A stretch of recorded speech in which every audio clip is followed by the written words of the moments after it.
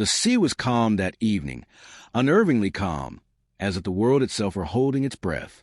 The wind whispered through the narrow streets of the old coastal town, carrying with it the faint scent of salt and fading sunlight.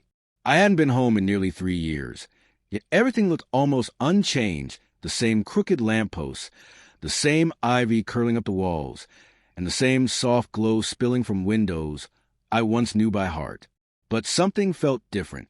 I had come back to see my sister, Tanya.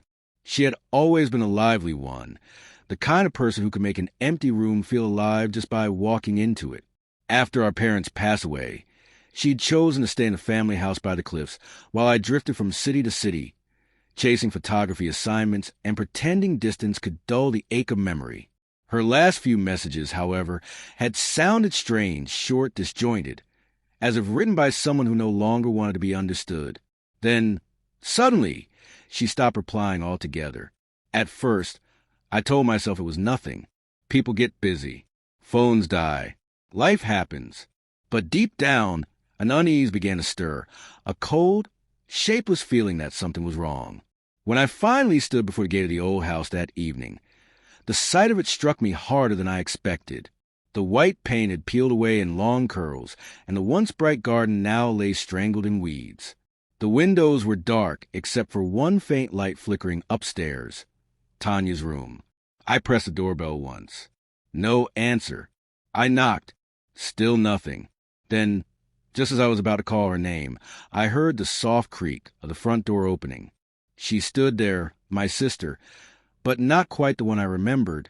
Her skin looked pale, her eyes dull and unfocused. The warmth that used to live in her face was gone, replaced by something I couldn't name. Exhaustion, fear, perhaps both. "Ethan," she said softly, as if testing whether I was real. I smiled, trying to sound lighthearted. "Who else? You vanished for a week and don't even pick up your phone. Thought I'd better come check you weren't kidnapped or something." She laughed faintly, the sound brittle, hollow. "I'm fine," she whispered, stepping aside to let me in. But as I crossed the threshold, the air inside hit me, stale, metallic, carrying a scent I couldn't quite place. The curtains were drawn tight, though the sun was still out, and shadows clung to the corners of the room like cobwebs. Something about the silence felt wrong, not peaceful, but heavy, like a secret press between the walls. I didn't know it then, but that night would change everything. And by the time the truth revealed itself, I would wish I had never opened that door. Tanya's smile didn't reach her eyes. It hovered on her lips for a second before fading, like a candle struggling against a cold breeze. She moved quietly through the house, her steps light, almost cautious, as though afraid to wake something sleeping beneath the floorboards. I followed her into the living room, the same room we used to fill with laughter during storms when the power went out. But now, it felt like walking into a stranger's home. The photographs that once decorated the shelves were gone, replaced by empty spaces coated in dust. Even the old clock above the fireplace had stopped ticking. "You've changed a few things," I said, forcing a smile.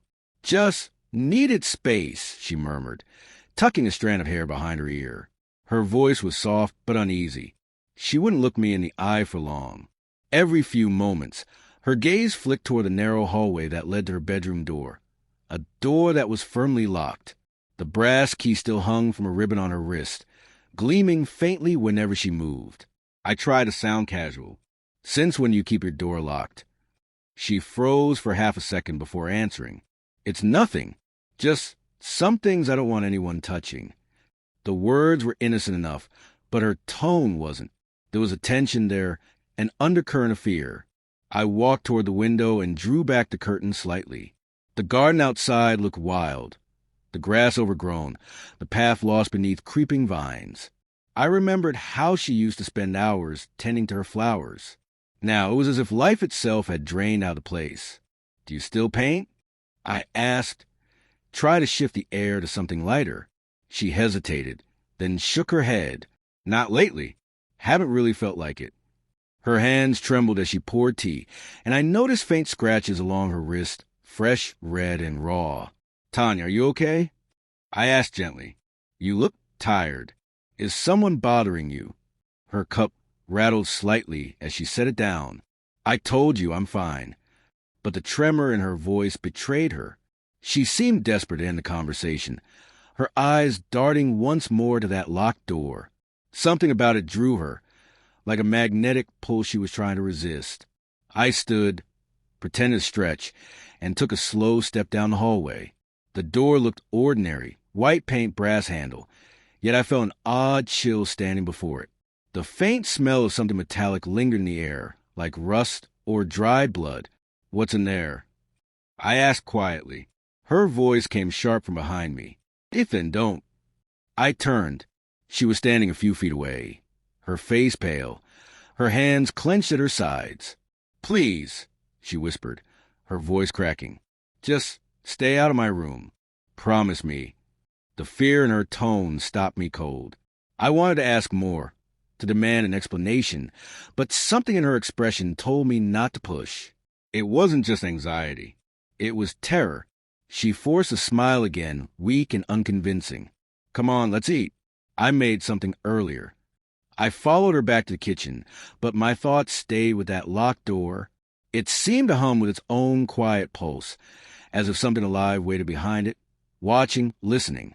That night, as we sat in uneasy silence over dinner, I couldn't shake the feeling that my sister wasn't living alone in that house, and whatever or whoever shared that room with her was the reason she no longer slept peacefully.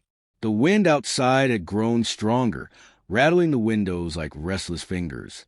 The lights flickered once, twice, before settling into a dull yellow glow that seemed too weak to chase away the shadows. Tanya had gone upstairs after dinner, saying she needed to rest. I sat alone in the living room, listening to the faint creak of her footsteps fading above me. The silence that followed was thick, heavy enough to make me feel unwelcome in my own home. Something was deeply wrong, and every instinct in me knew it. I got up and began to walk around, pretending to tidy things, but really I was searching for anything that could explain what was happening to her. On the corner table, I found a small wooden box I didn't recognize.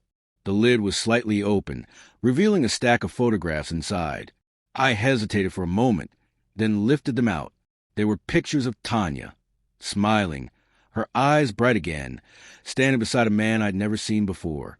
He was tall, dark-haired, with an easy grin and his arm draped around her shoulders like he belonged there. The earliest photo was dated 6 months ago, the most recent one just 2 weeks back. But something in the later photos made my stomach twist. In each one, the man's expression grew colder, his smile tighter, almost forced. And in the final photo, Tanya's smile was gone completely. She looked frightened. I heard the faint sound of water running upstairs, the shower maybe, and flipped through the rest of the stack.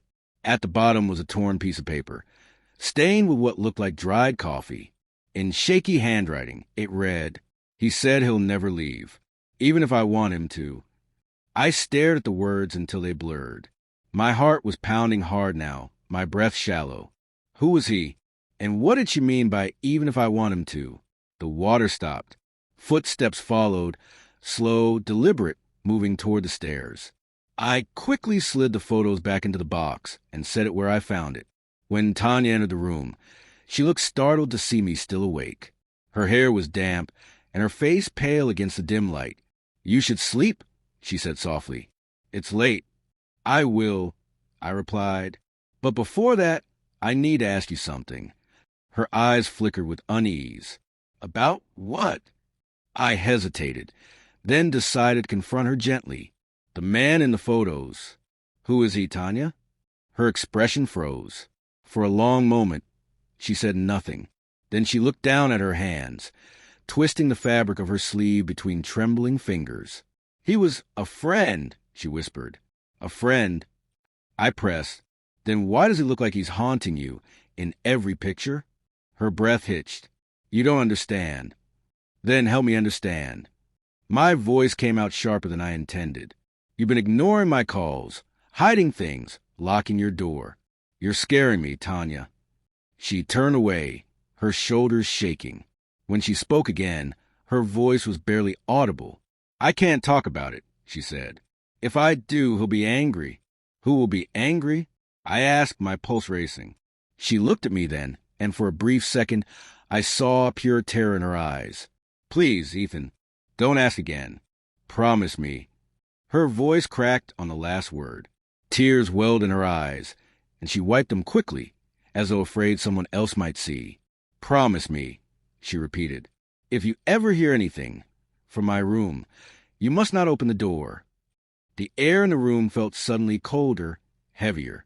I wanted to argue, but the fear in her tone silenced me. I nodded slowly. Okay, I said softly. I promise. She exhaled shakily and gave a small, sad smile. Thank you, she whispered, then turned and walked back down the hall. I watched as she unlocked her door, stepped inside, and locked it again from the other side. The sound of the lock sliding into place echoed in the empty hallway. I stood there for a long time, staring at that door, the door my sister had begged me never to open, and in the silence that followed, I could have sworn I heard something, faint, muffled, moving behind it. I barely slept that night. Every creak of the floorboards, every sigh of the wind against the old glass windows made me jolt awake. The storm outside had grown wild, thunder rolling in the distance like the growl of something ancient and restless. Tanya's door stayed locked, her light still glowing faintly beneath the crack at the bottom. I told myself she was fine, that I was just overthinking, but that promise I'd made echoed in my head again and again. If you ever hear anything from my room, don't open the door.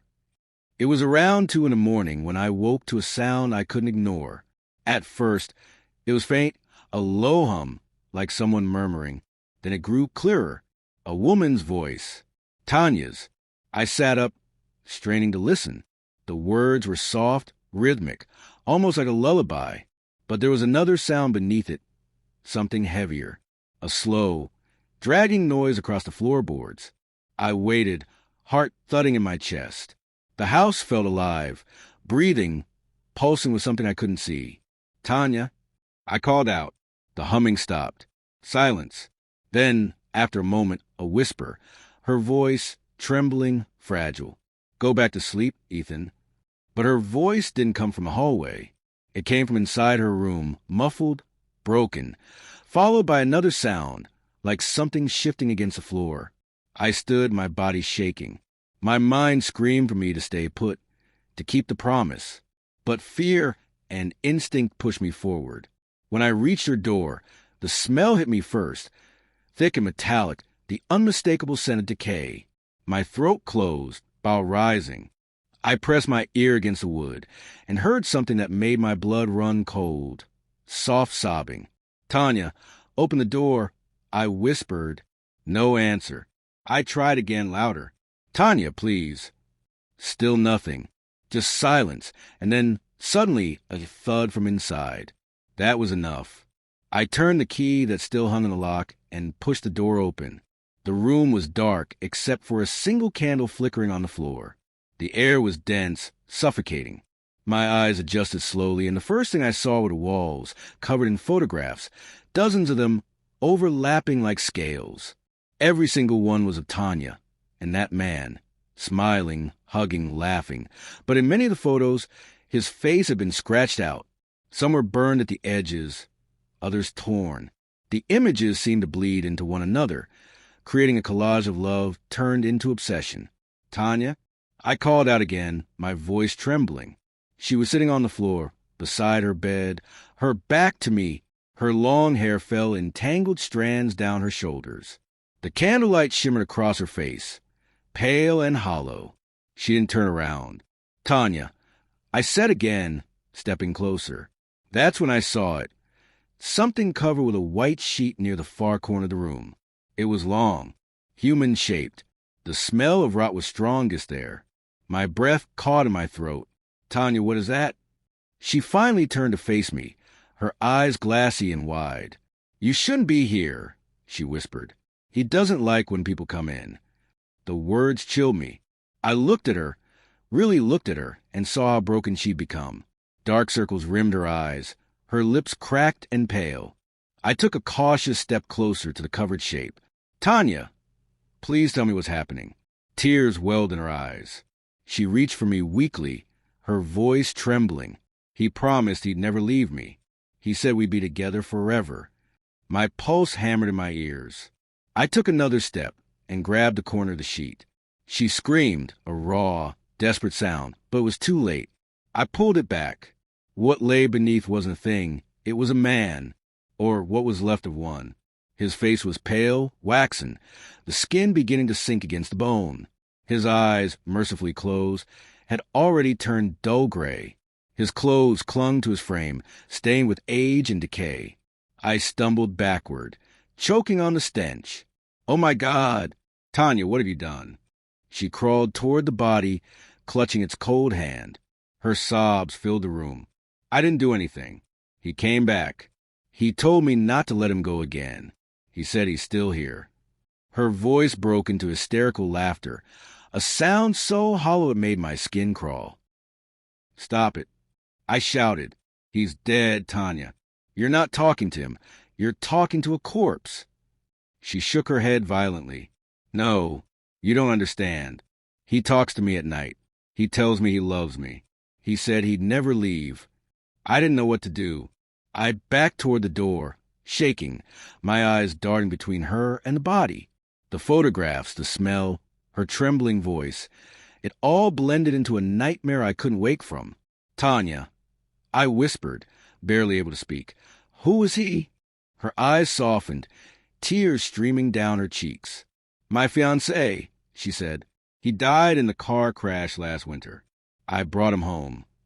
My knees nearly gave out. The memory hit me. The accident she refused to talk about. The funeral she hadn't attended. She had never let go. She had brought him back. Lightning flashed outside, illuminating the room in a white burst of horror.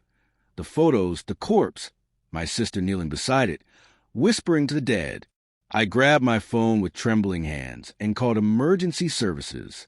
The operator's voice blurred in my ears as I gave the address. When I turned back, Tanya was still there, humming softly to the body, her hand stroking his hair as though soothing him to sleep. Her voice was gentle, loving. "See? I told you he'd come." And for the briefest moment, as the candle flickered and the shadows danced along the wall, I could have sworn I heard another voice, low, almost human, whisper back. By the time the police arrived, the storm had begun to fade. The rain softened into a steady drizzle, and dawn crept over the horizon, pale and colorless. Blue and red lights flashed against the wet pavement, painting the walls of the old house in restless shadows. I stood outside beneath the porch, numb and shaking, watching them carry her away. Tanya didn't struggle. She didn't speak. She just stared blankly at the horizon, her face calm in a way that frightened me more than her screams ever could. When one of the officers passed me, I caught sight of the stretcher they wheeled out behind her, the man she had loved, now nothing more than a silent, shrouded shape under a white sheet. Even then, I couldn't bring myself to look away. It didn't feel real. None of it did.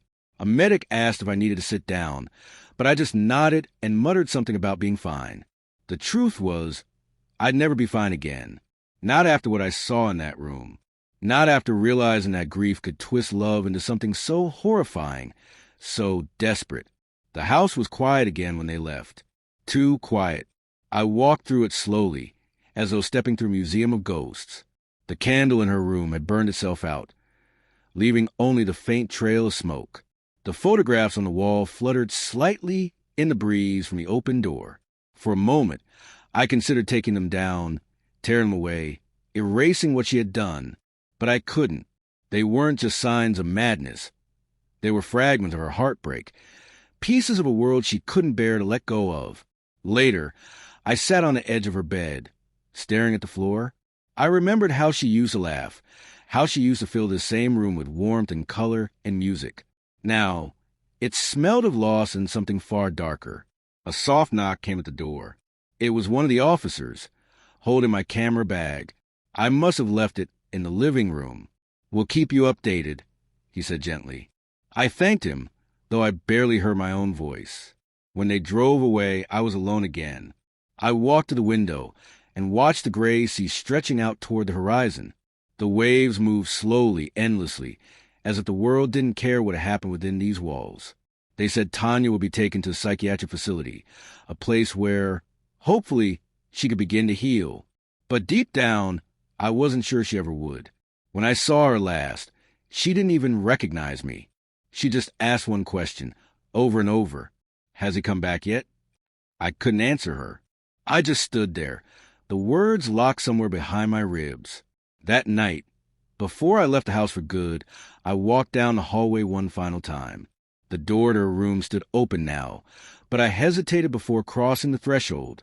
The air inside was cold, still carrying the faint trace of her perfume and decay.